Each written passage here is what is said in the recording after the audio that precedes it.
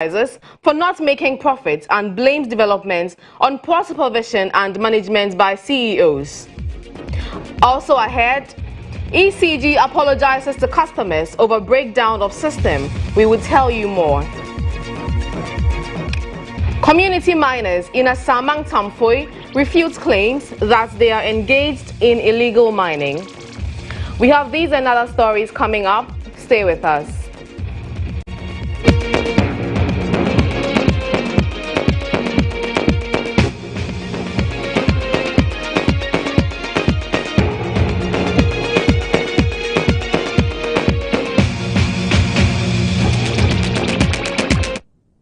Well, thank you for staying with us. I am Vanessa Danso.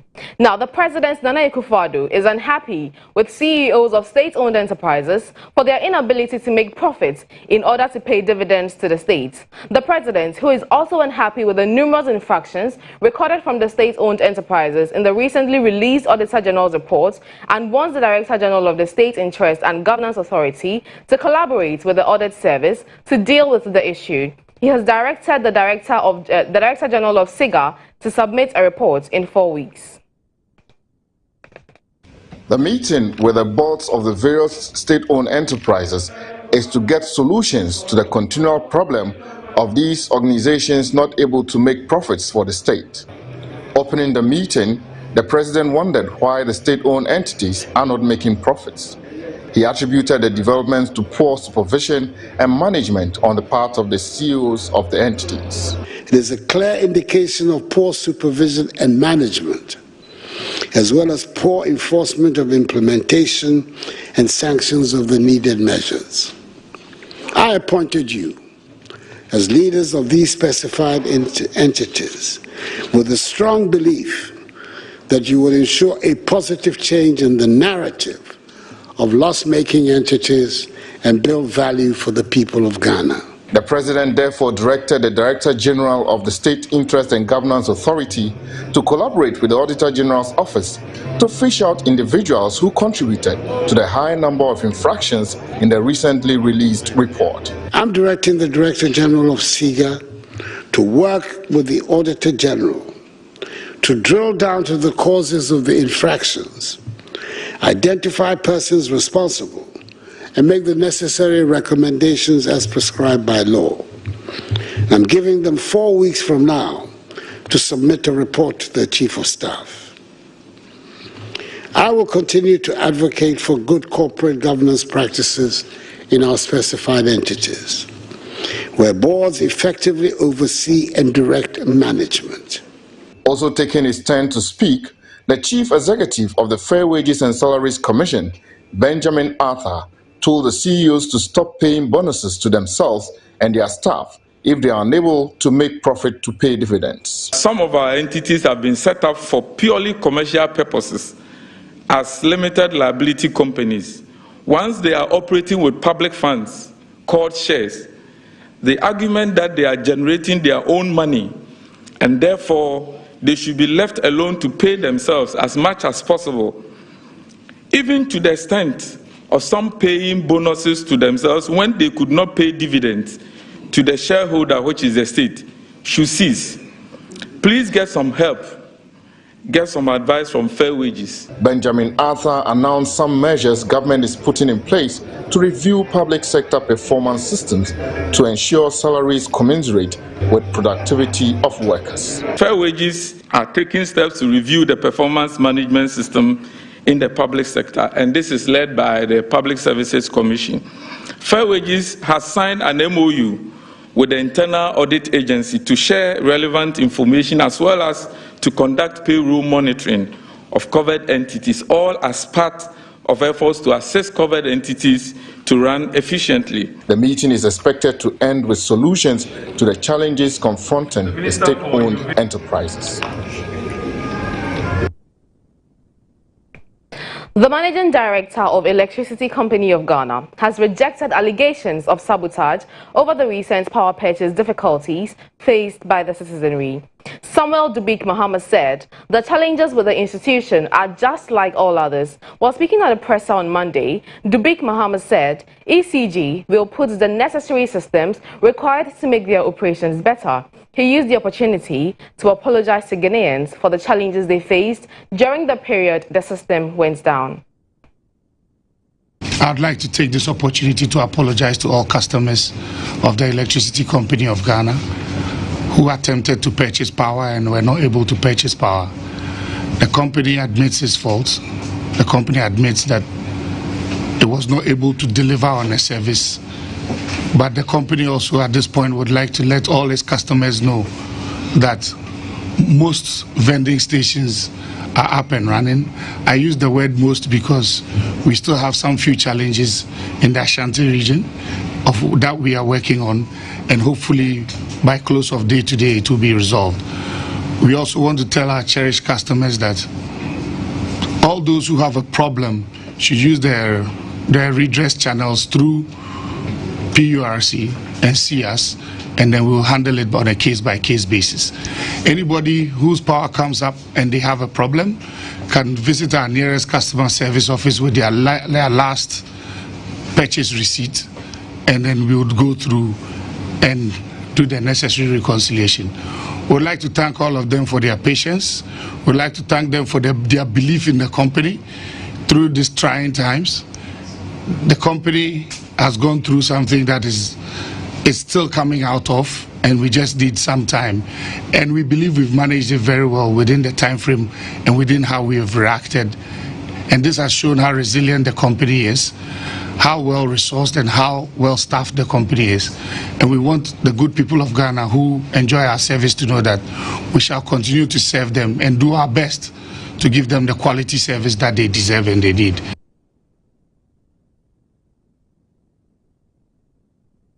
A Chinese national, Zhu He, said to have used a flip knife to slit the neck of a Ghanaian employee, Isaac Boateng, at Kwekuma in the Sekondi Takoradi metropolis, has been charged with murder. The accused, who was arraigned at the Sekondi District Court, presided over by Her Worship Nana Abena Aso Owusu Amenyo, has been remanded.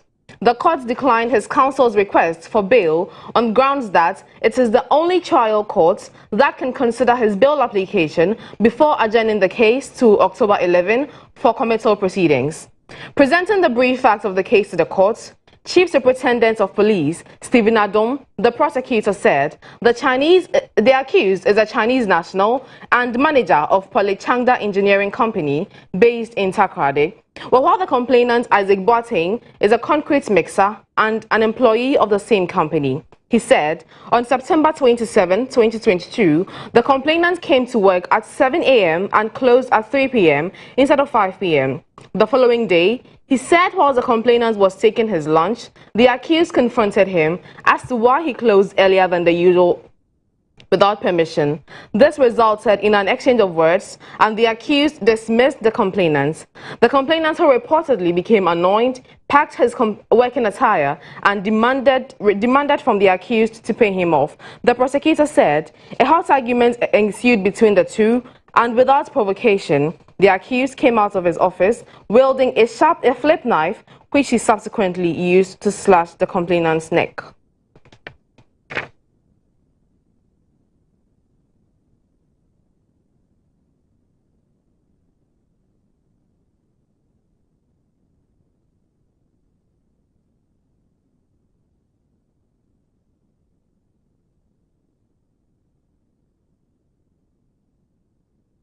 The Attorney General and Minister for Justice, Godfred Yeboah-Dame, has urged state prosecutors to be coherent and show clarity of presentation as they appear in court to prosecute cases. The Attorney General said, in filing their writing submissions especially, the precision of the argument is key to achieving convictions. Godfred Dame Yeboah made this call at the 2022 National State Prosecutor Training.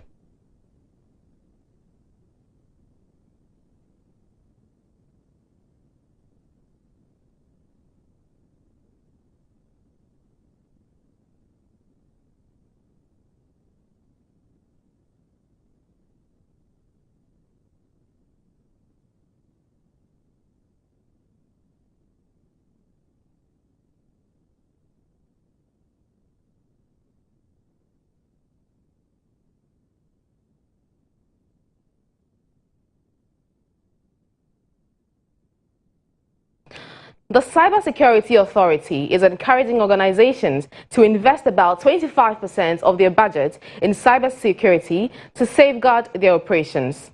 Acting Director General of the Authority, Dr. Albert Inchibosiako, says this is necessary, especially at a time where organizations are transitioning to digital platforms to improve their businesses. He made the call at the official launch of the National Cybersecurity Awareness Month 2022.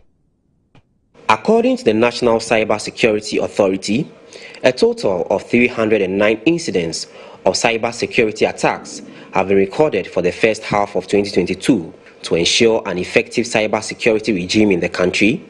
The National Cybersecurity Authority is urging Ghanaians to be more cautious against the exploitation of cyber criminals by reaching out to the cybersecurity contact points. Speaking at the launch of the National Cybersecurity Awareness Month, Director General of the Authority, Dr. Albert Inchibosiako, charged organizations to invest 25% of their budget in cybersecurity to safeguard their operations. If you're a business, depending on the nature of your business, is it a fintech, is it a financial, is it e-commerce, is it just a public sector even institution? Once you begin to think of adopting an ICT investment, digitalization, or any digital project you need to undertake, between 15% to 25% should be dedicated to cybersecurity. On her part, Deputy Minister of Communications and Digitalization, Amapoma Boateng, called for a concerted effort towards the fight against cybersecurity attacks, adding that special attention should be given to institutions with critical information infrastructure to forestall cybersecurity attacks. In earmarking certain institutions as critical information infrastructure, I'll give you a typical example like the ECG issues that for some days it's creating chaos everywhere.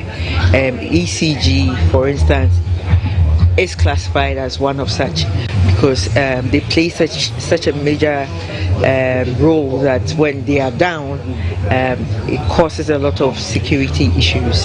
The launch also saw the signing of a memorandum of understanding between the National Cybersecurity Authority and its counterparts from Rwanda and Mozambique.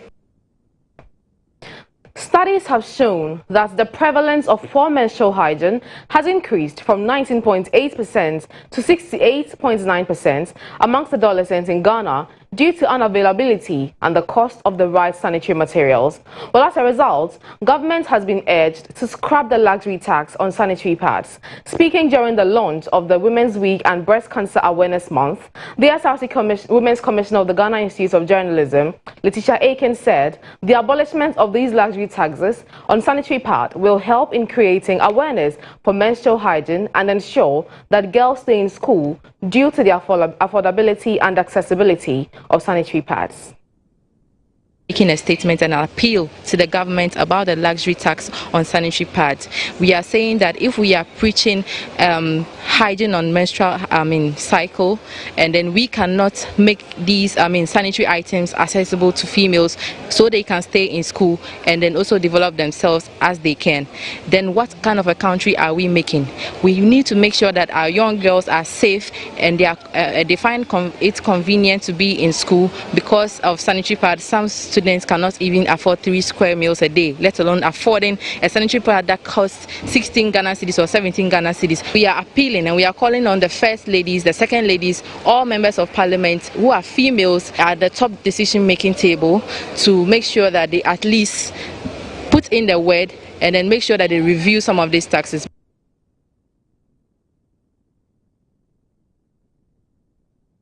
In a bid to create a resilient agribusiness sector in the country, Ghanaian-based Pearls Farm Group and Kenyan-based Melmax Farm Fresh, in collaboration with the U.S. Embassy, brought together Women in Agriculture to network, while the participants who have ventured into the male-dominated areas lament difficulty in managing labor to achieve desired outcome. My colleague Berenga Irene Duku reports. Agriculture, a sector which was once reserved for men and the uneducated class, is experiencing a paradigm shift. Women and the educated class are gradually venturing into the sector and its related businesses. However, managing labor remains a major challenge to these women. Priscilla Adumtewia is the founder and chief executive officer of Pearls Farm Group. You get labor, mostly men, who think that a woman should not be leading them, a woman should not be instructing them. So, ask yourself, how then are you successful with such kind of labor? But gradually we are navigating around all those things and having partnerships with some of our great institutions that train people for both the practical and the theoretical side, so that you have that level of mindset coming in there to also support it. To help make illegal mining unattractive for the youth, 2016 National Best Farmer in Enion and CEO of Wansib Farms, Fatma Ali, called on the government to develop a ready market for farm produce. Senka abainebe buaya no ye asase no ye irrigation no ye oye ni bibia fry no free you funu say wo befa 2 acres ni wo ye so adwuma nyina awia ni ape marketing nso ho sentosia edua entosi ne mane ba ti tomatoes ya yeye na omomba beto no abeto The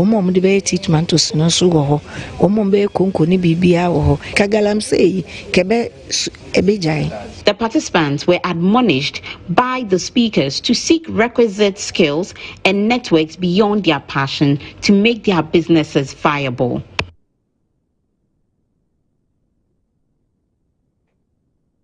The Minister of Food and Agriculture, Dr. Owusu Efri-Yakuto, has expressed worry over the threat of galamsey activities to Ghanaians' export earnings, while findings by Cocoa Board showed that about 2% of the country's cocoa farmlands have been destroyed by illegal mining activities. Although relatively low, Dr. Akoto expressed worry about increasing pollution of farmlands with cyanide, mercury and lead, which has found its way into the cocoa beans, adding that if the situation is not put to check, it will endanger the country's international trade fortunes. If we send a consignment of cocoa to, say, Belgium, and they test there and they find any trace, they could ban our cocoa exports. So it's not so much the impact on the production as to endangering our international trade. And the only thing we have is cocoa. We are now, as I told you, coming up in terms of the diversification, picking these 6 crops that we want to develop into the cocoa standard. But that will take time. That's a medium, long-term thing. And therefore, the sooner we are able to stop this galamsey, the better it will be, not to only safeguard the environment, but to safeguard our trade.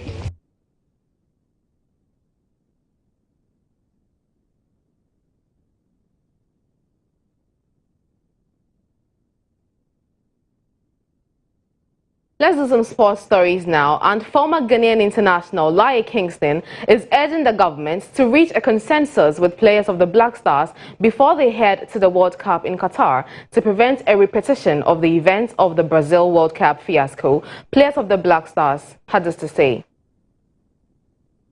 The Black Stars are billed to make their 4th appearance at this year's World Cup in Qatar in November.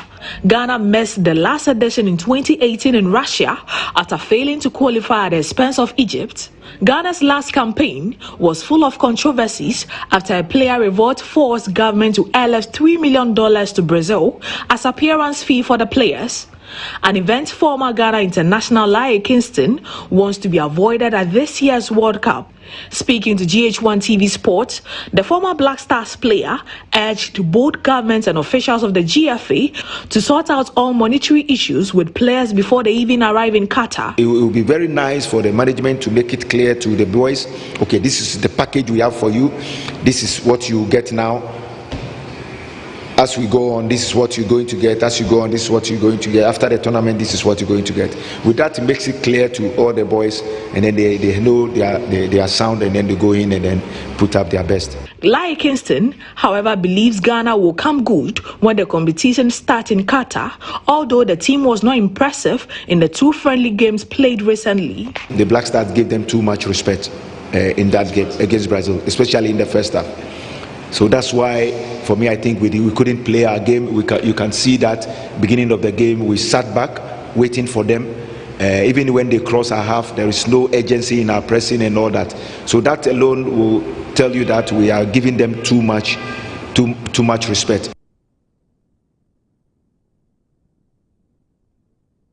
It was a night to remember as the audience were treated to spectacular performances from comedians and musicians at Lexi the Comics Too Cute to Be Mute. Well, the second edition of the event held at the National Theatre saw the likes of Obi Amponsa, Janol Ntatia and Funny Face leaving patrons in the event in a state of joy.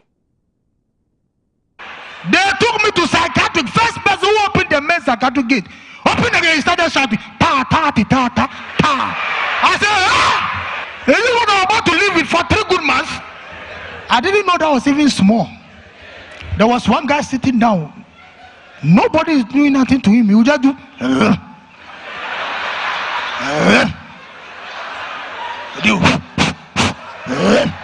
Yeah, I know times I had when I went to the fuel station to buy fuel. Then I told the attendant that I'm buying 50 cedis. And then she said, I said, no problem, just pump my fuel. She said, I'm done. I said, when? She said, when the machine said, it was pumping. So 50 cedis is 1 That's how I just drive. I said, give me 4 homes. That's 200 cedis.